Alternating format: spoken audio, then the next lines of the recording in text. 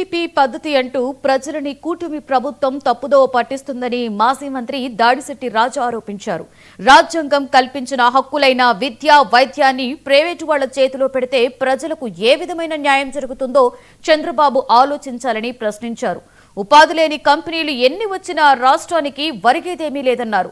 పోలవరం ద్వారా ఉత్తరాంధ్రకు వెళ్లే నదీ జలాలకు గూగుల్ డేటా సెంటర్ వలన గండిపడుతుందని చెప్పారు.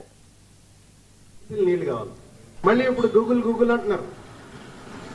అదానినే గూగుల్ అని పేరు మార్చి చెప్తున్నారు. సరే, గూగుల్ కరెక్ట్, మంచిదే, తెచ్చారు.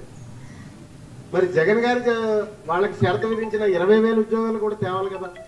మీరు డేటా సెంటర్ తెస్తే 200 మందికి ఉద్యోగాలు వస్తాయి.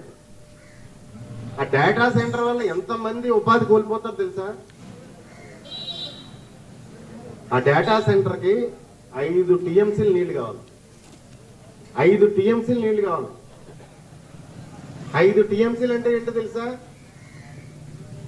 ఒక 5-6 నియోజకవర్గాల్లో లేదా 10 నియోజకవర్గాలు ప్రజలు పంటలు పండించుకునే నీళ్లు పోలవరం ప్రాజెక్ట్ నుంచి కేటాయించారట.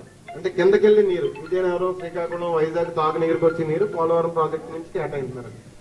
5 టీఎంసీలు సుమారు. అదేవిధంగా వైజాగ్ ఒక రోజు ఎంత కరెంట్ వాడతారో ఓన్లీ ఆ డేటా సెంటర్కి అంత కరెంట్ వాడతారు. ఆ డేటా సెంటర్ వైజాగ్ ఎంత కరెంట్ వాడతారో ఆ డేటా సెంటర్కి అంత కరెంట్ వాడతారు. వైజాగ్ వాడినంత కరెంట్ వాడతారు. దానివల్ల పర్యావరణానికి తీవ్ర ముప్పు.